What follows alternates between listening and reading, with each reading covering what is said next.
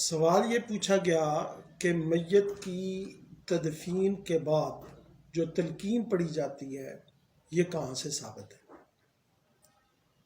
تلقین میں سورۃ البقرہ کا ابتدائی رکوع، ابتدائی آیات اور سورۃ البقرہ کی آخری آیات تلاوت کی جاتی ہیں۔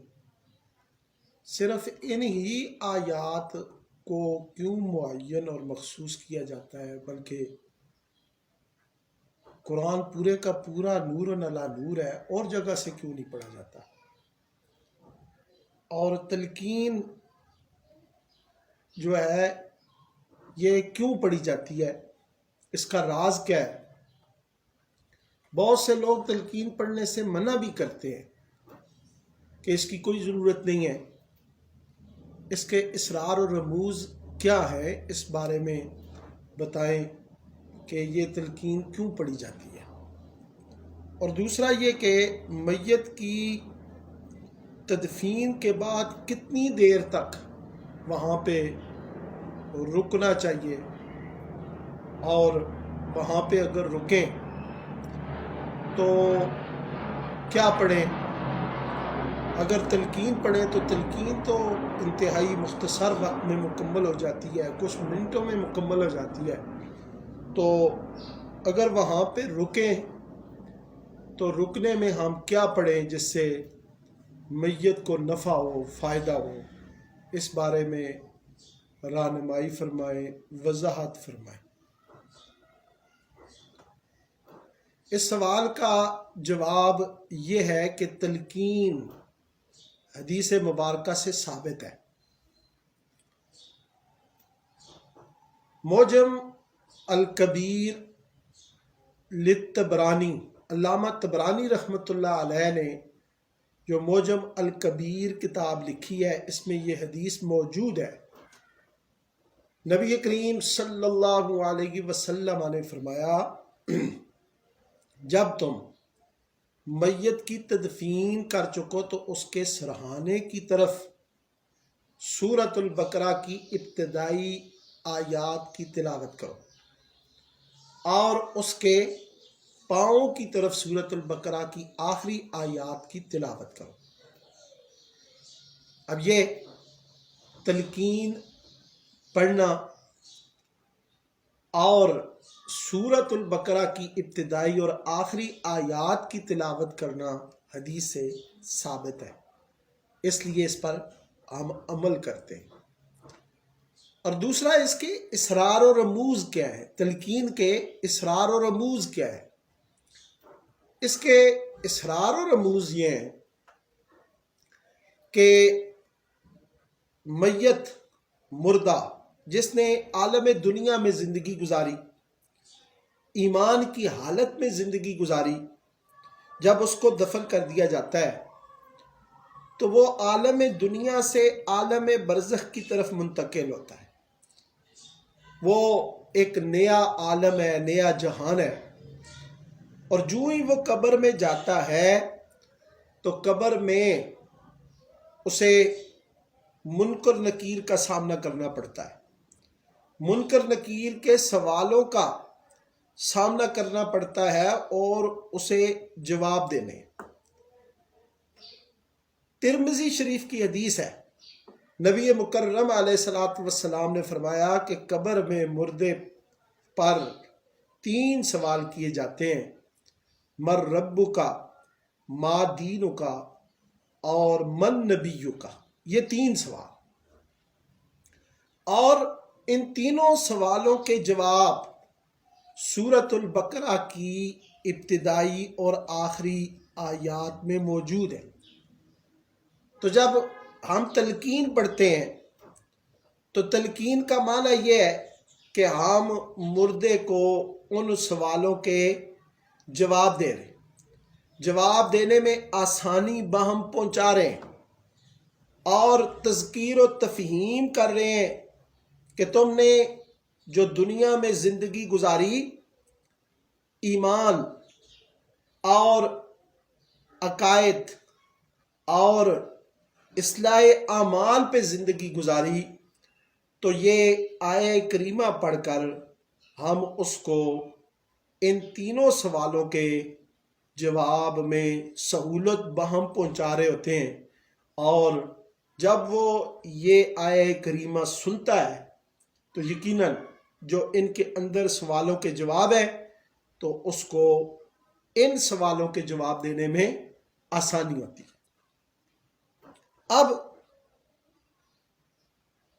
قبر میں جو میت دفن کیا گیا، تلقین پڑھ لی گئی، اس کے بعد کتنی دیر تک ہم وہاں پہ رک سکتے ہیں تدفین کے بعد؟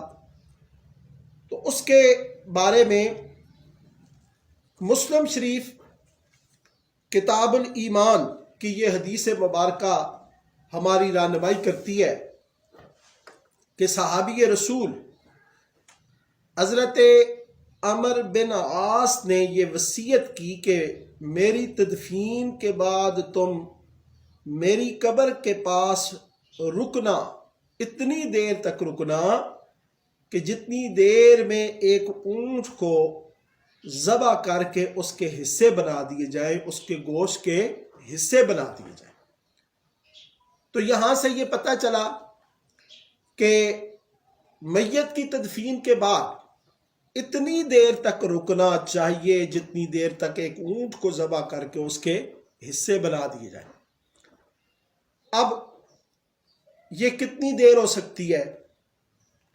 میں نے خود ذاتی طور پہ اس پہ ورک کیا، اور کچھ قصاب جو ماہر قصاب تھے ان سے میں نے پوچھا، تو ایک ماہر قصاب نے مجھے یہ بتایا کہ اگر 3 کسائی ہوں، جس طرح کہ بڑی عید پر ہم 2-3 کسائی مل کر ایک بڑے جانور کو گراتے ہیں اور اس کے حصے بناتے ہیں، تو اگر ماہر کسائی ہوں 3 تو وہ اگر اونٹ کو گرائیں، چونکہ اونٹ کے اعضاء بڑے ہوتے ہیں، تو ہم تینوں مل کر اس پر ورک کریں اور اس کے حصے بنائیں تو 3 گھنٹوں میں تقریباً ایک جو ہے وہ اونٹ اوس درجے کا وہ ہم ذبح کر کے اس کے حصے بنا لیتے ہیں، بنا سکتے ہیں۔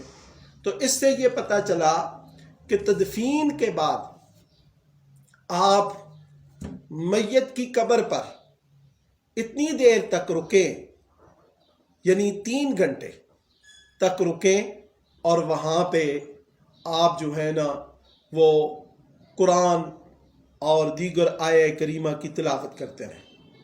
اور اب حدیث مبارکہ اس سلسلے میں یہ بھی سوال پیدا ہوتا ہے کہ وہاں پہ اگر ہم رکیں تو ہم وہاں رک کر کیا پڑھیں، ہمیں وہاں پر کیا کرنا چاہیے؟ تو یہ بھی ایک بڑا عام سوال ہے۔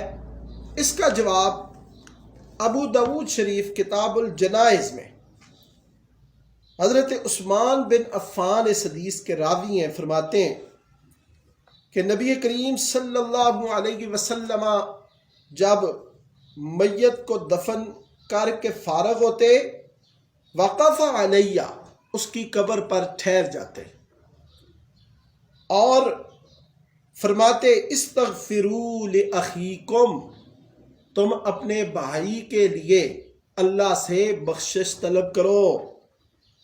اور قبر میں جو اس سے سوال ہونے والے، جو 3 سوال ہونے والے ہیں، ان سوالوں کے جواب دینے میں ثابت قدمی کا اللہ سے سوال کرو۔ الآن یسألو، اب اس سے سوال کیا جائے گا۔ یہ بڑا اہم وقت ہوتا ہے میت کے لیے، صاحب قبر کے لیے۔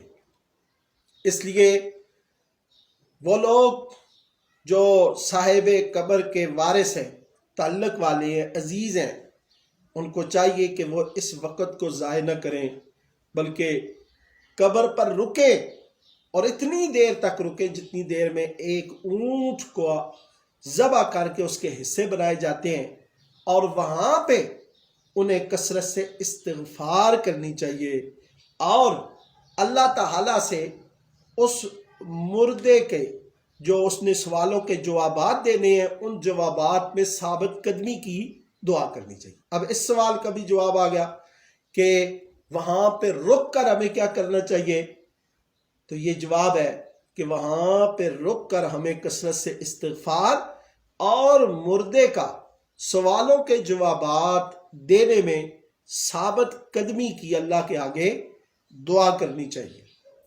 اب یہ بھی پوچھا جاتا ہے اور اعتراض بھی کیا جاتا ہے کہ جی کیا مردہ ہماری بات کو سنتا ہے؟ ہم جو پڑھتے ہیں اس کا اسے کوئی نفع ہوتا ہے؟ بعض لوگ یہ کہتے ہیں کہ جی وہ نہیں سنتا، نہ کوئی جواب دے سکتا ہے اور نہ ہی اسے آپ کی پڑھائی کا کوئی فائدہ ہوتا ہے، تو وہ تو جو کچھ اس دنیا میں کر کے گیا بس وہی اس کے لیے ہے، اسے کوئی آواز نہیں جاتی، نہ پڑھائی کی آواز جاتی ہے اور نہ ہی اس تلقین کا اسے کوئی فائدہ ہوتا ہے۔ تو اس سلسلے میں حدیث مبارکہ سے اس بات کا جواب دے رہا ہوں۔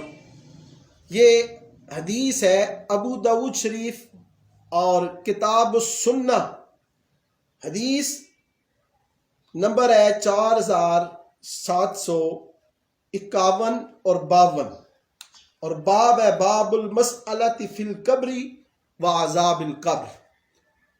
اس میں یہ حدیث موجود ہے کہ بے شک جب مردے کو قبر میں رکھا جاتا ہے، جب مردے کو قبر میں دفنا دیا جاتا ہے تو وہ دفنانے والے اس کے اصحاب، اس کے دوست، اس کے عزیز و اقربا جب لوٹتے ہیں تو وہ مردہ ان لوٹنے والوں کی قدموں کی آہٹ کو، آواز کو بھی سنتا ہے۔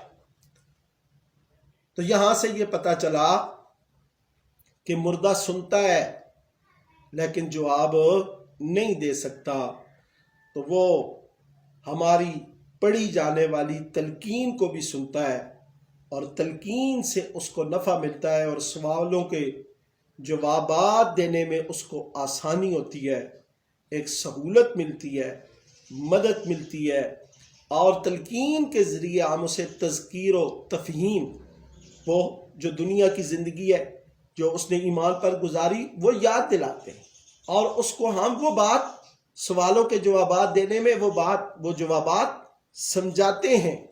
اور اسی طرح یہ جو استغفار کیا جاتا ہے اور اس کی ثابت قدمی کے لیے اللہ سے دعا کی جاتی ہے، ان ساری چیزوں کا مردے کو نفع ہوتا ہے، اس لیے یہ عمل کرنے چاہیے اور یہ سنت سے ثابت ہے۔ اللہ تعالی ہمیں عمل کی توفیق عطا فرمائے۔